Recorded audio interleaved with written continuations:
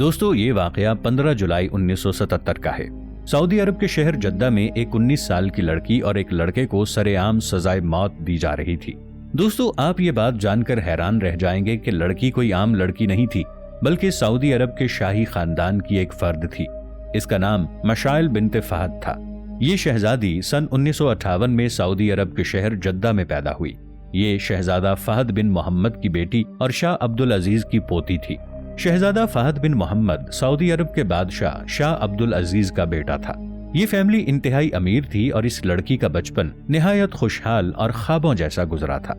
जब ये लड़की जवान हुई तो पढ़ाई करने की गरज से लबनान चली गई। ये लड़की पढ़ाई में काफी अच्छी थी। वहां उसकी मुलाकात एक लड़के से हुई। इस लड़के का नाम खालिद मोहल्लल था। ये लड़का भी सऊदी अरब का रहने वाला था और ये भी एक शहजादे का बेटा था। शुरू में तो ये दोनों दोस्त बन के रहे। बाद में ये एक दूसरे को पसंद करने लगे और आपस में शादी करना चाहते थे। जब सऊदी अरब के शाही खानदान को इस बात का पता चला तो उन्होंने रिश्ते को नामंजूर कर दिया और उन्होंने अपनी बेटी को लबनान से वापस सऊदी अरब बुला लिया। ये लड़की सऊदी अरब में अपने खानदान के साथ ही थी। उसने जिस लड़के से मोहब्बत की थी वो उसे किसी भी कीमत पर हासिल करके उससे शादी करना चाहता था, मगर जब लड़की का खानदान ना माना तो उन दोनों ने सऊदी अरब से भागने का मंसूबा बनाया। इस लड़की ने सबसे पहले अपनी मौत की झूठी खबर फैलाई। इस लड़की ने हर तरफ ये खबर फैला दी कि वो समुंदर में डूब गई है और मर चुकी है। इसके बाद इस लड़की ने एक फर्जी पासपोर्ट बनवाया, अपने बाल कटवाकर एक लड़के का रूप धार लिया। लड़की के इस मंसूबे के बारे में कोई भी नहीं जानता था, मगर इस लड़की के खानदान की एक और औरत को इसके बारे में सब कुछ पता था और उस औरत ने ये सब कुछ घर में बता दिया। जब ये दोनों भागने के लिए एयरपोर्ट पहुंचते हैं तो इनको सऊदी अरब एयरपोर्ट से पकड़ लिया जाता है। दोस्तों आप सऊदी अरब के कानून से बखूबी वाकिफ होंगे, इसलिए इन दोनों पर केस चला और उनको सजाए मौत सुना दी गई। ये 15 जुलाई सन 1977 का दिन था।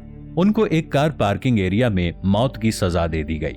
इस स्क्रीन में आपको जितनी भी वीडियोस और तस्वीर नजर आ रही हैं, ये सन 1980 में बनी एक डॉक्यूमेंट्री फिल्म का हिस्सा है। इस डॉक्यूमेंट्री फिल्म का नाम मौतुल अमीरा है।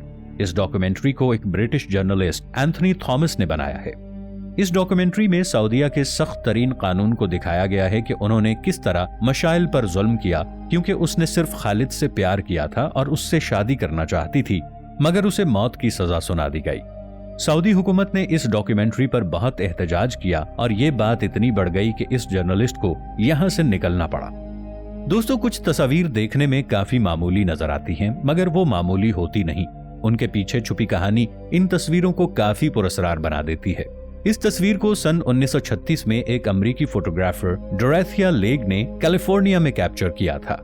दरअसल वो काफी सुस्त रवि का दौर था। उस वक्त कैलिफोर्निया के उन मकामात पर बहुत ज्यादा लोग रहते थे। इसी जगह पर एक 32 साला औरत भी रहा करती थी। इस औरत का नाम फ्लोरेंस ओवेन्स थॉम्पसन था। जिस वक्त डोरेथिया ने इस औरत की तस्वीर खींची थी तब वो इस औरत का नाम नहीं जानती थी, इसलिए इस तस्वीर का नाम परवा सेमा रख दिया गया।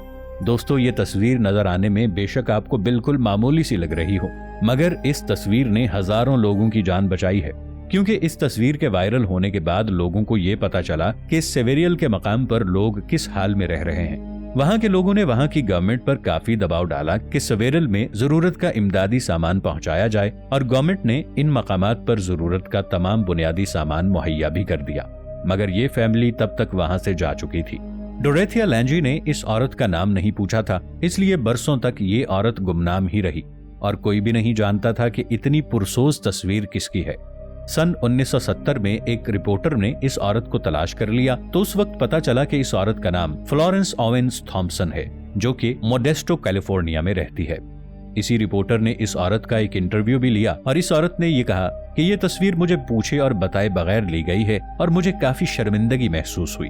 ये औरत सन 1983 में 80 साल की उम्र में फौत हुई और जिस फोटोग्राफर ने इसकी तस्वीर ली थी उसकी मौत 1965 में हो गई।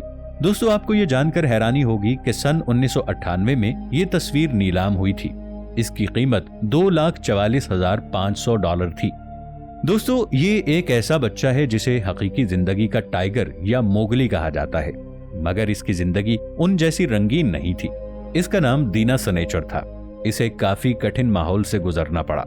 वो सन 1800 की सदी के आसपास पैदा हुआ था। इस आदमी को अंग्रेज शिकारियों ने साल 1867 में पकड़ा था। उनको जंगल में एक ऐसा लड़का नजर आया जो भेड़ियों के साथ इधर उधर चक्कर लगा रहा था। हैरानी की बात यह थी कि वो अपने हाथों और पांव दोनों के साथ चल रहा था। जब शिकारियों ने इसका पीछा किया तो वो बच्चा और भेड़िया एक गार में चले गए। शिकारियों ने इस गार के अंदर आग लगा दी और इसी वजह से इस भेड़िए और लड़के को गार से बाहर आना पड़ा।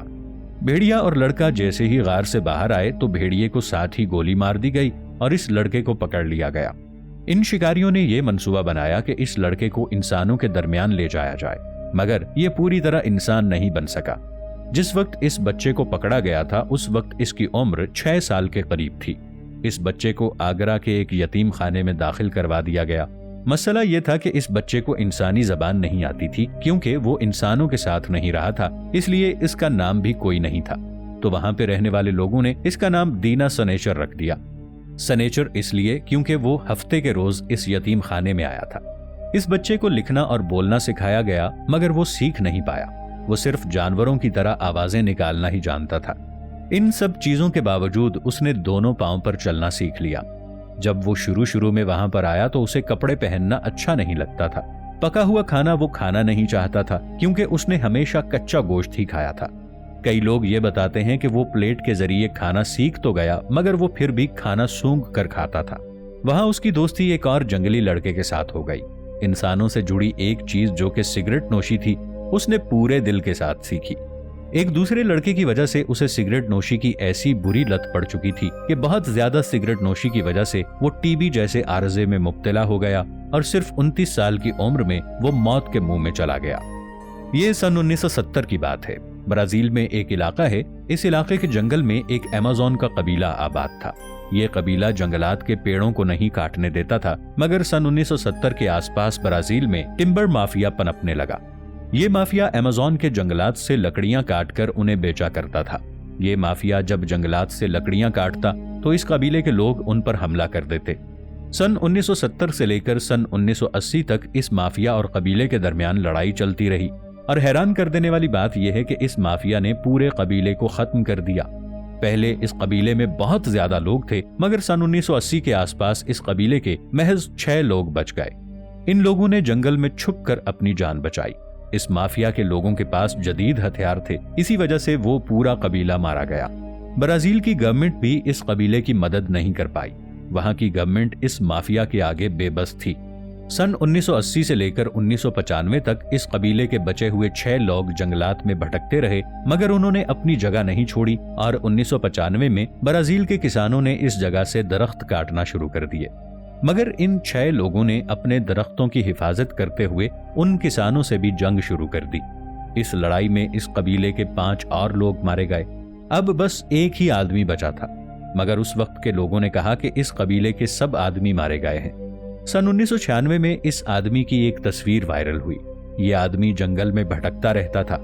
इसका सारा कबीला मारा जा चुका था। ब्राजील में एक तंजीम है। इस तंजीम को फोनाई कहा जाता है। जब इस तंजीम को इस आदमी के बारे में पता चलता है तो उसकी हिफाजत के लिए वो सामने आते हैं। उनका काम भी अमेज़न के जंगलात के पेड़ पौधों की हिफाजत करना था, मगर एक दिन जंगल में ये आखिरी आदमी भी मुर्दा हालत में पाया गया।